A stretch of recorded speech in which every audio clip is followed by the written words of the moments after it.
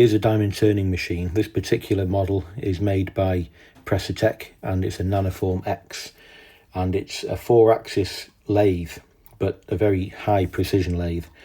The axes have a motional control accuracy of around 1/10 of a micron, and they're used to manufacture a range of things, but some examples might be precision lenses, mirrors, mold tool surfaces, and so forth. The turning tool is a diamond turning tool. It might have negative or positive or zero rake, and the tools are made from CBN normally, which is cubic boron nitride, which is an approximation to diamond. It's also known as industrial diamond. This machine is equipped with the microlam tool post, which is the Optimus T2.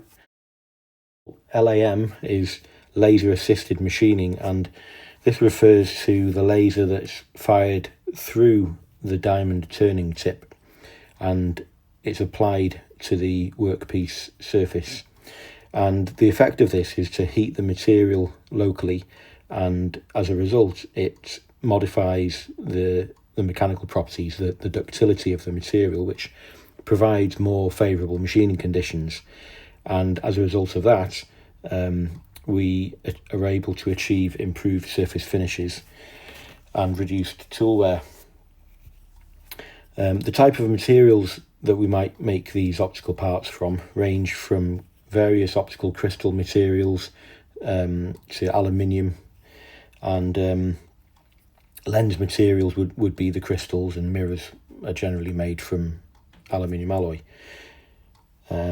And these components, they're manufactured to a very high accuracy, so it would be normal for them to be below 1 micron peak to valley surface form error, and the surface roughness is extremely good at around 10 nanometers RA. So they're most definitely optical grade surfaces that are produced with this type of machine. Here's an example of what an infrared camera and lens might look like, and this is an image that's been taken by an infrared camera, just to give you an idea of some applications. And this backing plate here, this goes onto the nose of the spindle of the machine, and as you can see, this surface here that I'm pointing to but not touching is an example of the kind of surface that you can produce with a diamond turning machine. So you can see the reflection of my finger there. The surface roughness is probably between 10 and 20 nanometers RA. So the job I've got to do today is I need to put through a pattern of 6 holes around the center here to match up to the pattern of holes that exist on a Precitech Diamond Turning machine. So I've produced a drawing for myself just to keep myself on the straight and narrow, and the way I'm going to hold that on the machine is I'm going to be putting these holes in as a hole pattern using the DRO on my Bridgeport, but I need to hold it somehow. So I have this item here. This is a large piece of aluminium. It used to be a polishing tool, but I'm going to be adapting that as a fixture plate. Another thing I will be using in this video is this centering gauge. So if you've seen my other video on that, I did a little review on this gauge. So I'll be using that to pick up the center of this once it's on the milling machine, when I'm putting these 3 holes in. So here's the first step done. I placed the tool directly down onto the table of the machine. I've got it clamped here, 3 positions, and so I've milled a flat on here, a flat on there, so that's about 80 millimeters wide, and I just milled the top off just to clean it up where I'd bandsawed it through, and then in my cordless drill I just chamfered that hole, and I filed a small chamfer by hand around there, broke these edges.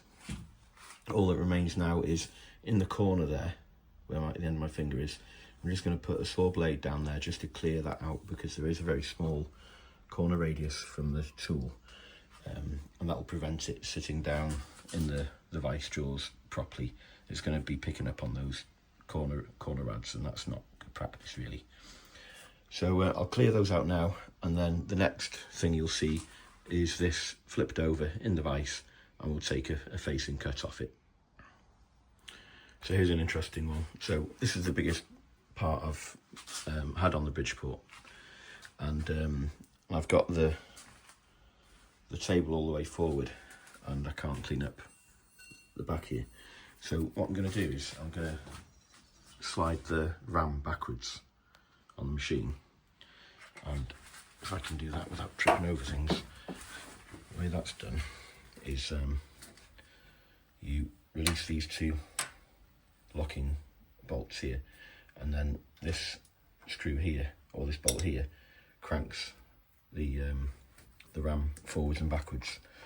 So you can see they're broken loose. Yeah, so like I was saying, these two bolts here clamp down on the dovetail, and then this was just a bit stuck, and I was trying to do it with one hand, hold the camera and balance on the coolant tray of the tank of the machine. So I've slid it back now to where it was. So I just reverse the ratchet on the spanner. So I'll go back, and that should be plenty to clean up at the back. What I'm hopeful is that by doing this I can clean up at the front as well, because I want to be able to do both. Well, I want to be able to reach front and back without having to adjust the ram in case there's any adjustment to the Z height. So this cutter should clear the edge of the workpiece, so we'll try that now. Okay, so we've got to this point, and you can see that I've got the tool in the vise on the machine now. Obviously I've faced this off with the face mill. As you can see, I've got the coaxial gauge set up in here. So this is the one from MDRO. This is the same gauge that I did a review on a couple of months ago. And so I thought I'd bring this out for an airing, just to show you another example of how it could be used. In this case here, I'm picking up off the central hole, which is a little bit rough. The finish isn't that great, so it's running out by about a thou, or 0.025, something like that. I'll start the spindle up in a minute, and you can see how much run out there is, but that's about the best I can get it now. So, which is close enough really for what we're doing. What I will do is I will put a proper hole in there. So that's 10.5 now, so I think I've got an 11mm reamer. Anyway, I know I've got a 12, but either way, I'll put a proper hole in there. So I'll drill it and I'll ream it so that I know that the hole's round and the finish is good. So that if I want to pick up off this in the future, or put a plug in there, or a dowel pin, or whatever, then I know I've got that reference. Unfortunately, I found the limit of the size of the gauge, and I wasn't able to use this long feeler here in the gauge because it couldn't quite reach the edge of the part here. So otherwise, I would have come off the OD, which would probably be a bit more reliable because the finish is better on there. Here's the fixture plate ready to go now. So we've got the 3 M6 holes drilled and tapped, and what I do is probably not new to anybody. Oh, let me try this. Ooh. Yeah, there's a bit of flickering there. I won't hold that on for too long. Yeah, I make the chamfers quite big so that once the hole's tapped, I don't need to re-chamfer the hole. Sometimes when you chamfer a thread, it just can turn the edge of the thread over. So that way you know that you've cut the thread last, and you know that it's a nice clean start. Okay, so the next thing is I'll make the 3 bushes now, which will locate the part onto these 3 tapped holes, and I'll do that on the lathe. I'm just going to show you this operation. I haven't shown this in a little while, but I'm going to use the carriage for drilling the central clearance hole, and then I'm going to part off 3 washes. the purpose for which I'll explain in a minute, but I just thought I'd share this with you as I go. So I'll do this bit in real time, just to show how quick and easy it is with this method.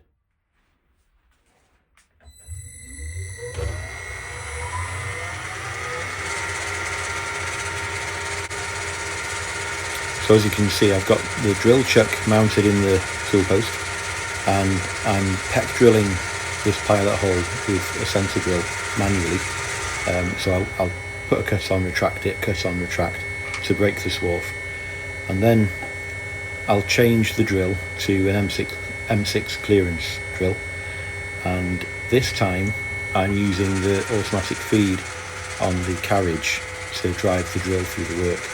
And I do that because the feed rate's consistent, the forces are consistent, the swarf's consistent, and you get a nice finish in the hole as well.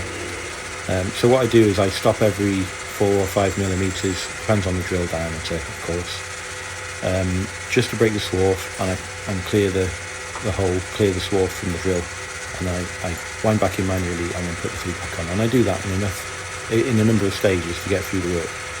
And it saves having really long streams of ribbons of swarf.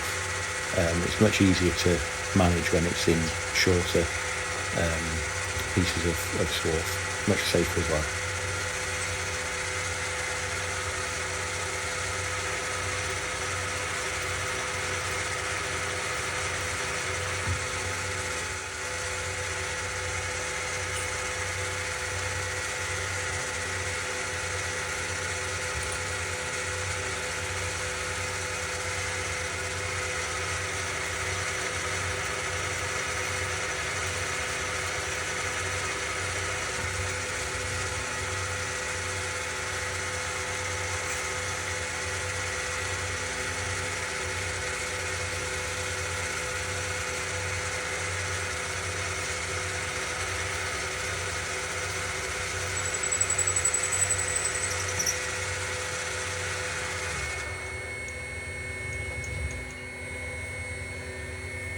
So that's the hole down the centre. I'll quickly swap that for a countersink. Turn the speed down a bit. Put a little chamfer on here.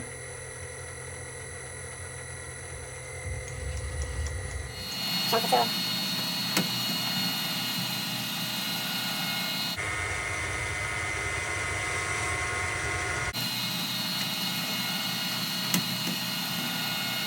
So it's a 2mm wide parting tool, this is, in case anyone's wondering.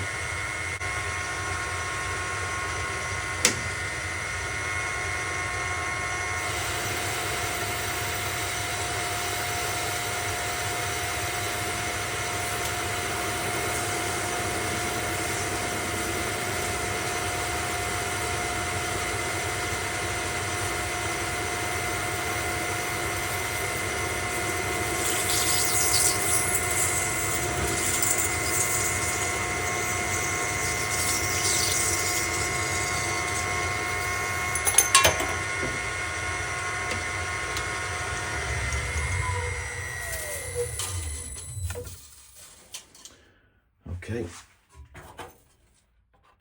there they are. So pretty drama free. So I've got 3 washes there. I'm just going to deburr this side with a well, both sides of the hole with a countersink in my cordless drill, and that's, you know, seconds to do that.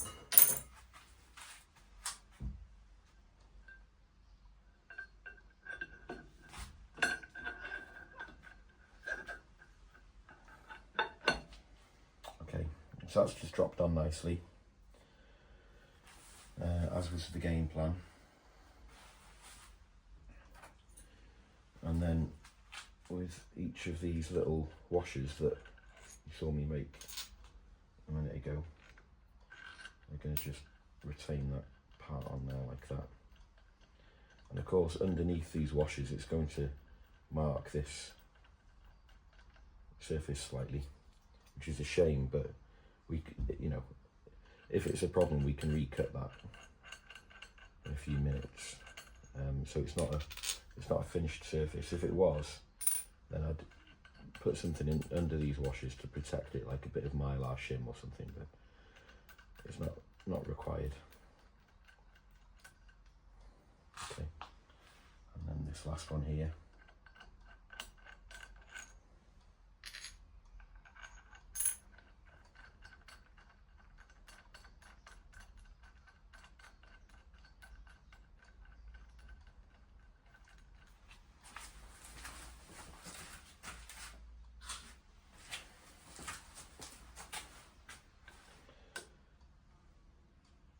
.5mm Allen key for an M6 cap screw. That's just one of those things that you know if you've done this for a while. I'm not going to town on it, you can see that, just nipping it. It's not going to be under a lot of load anyway.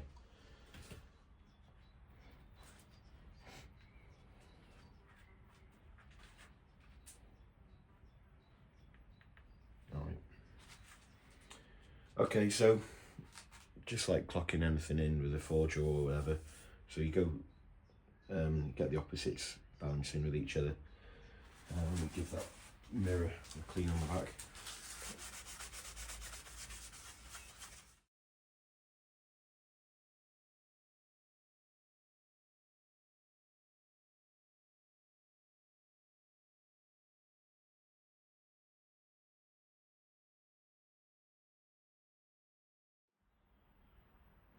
Okay, so you wouldn't have been able to see all of that,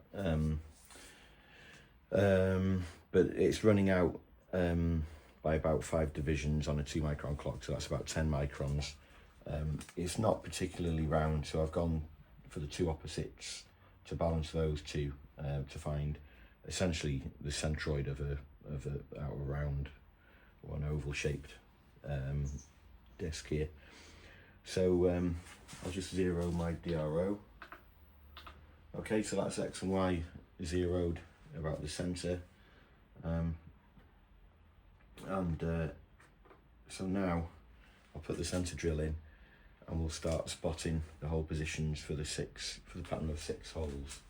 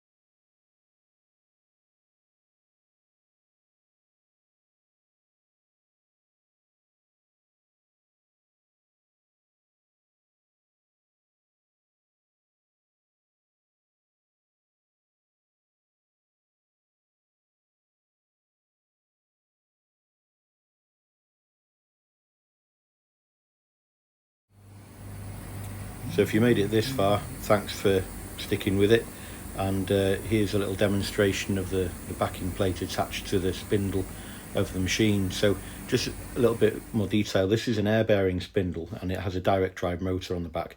I mentioned a little bit about the tool posts there, but that's just a little view inside a diamond turning machine.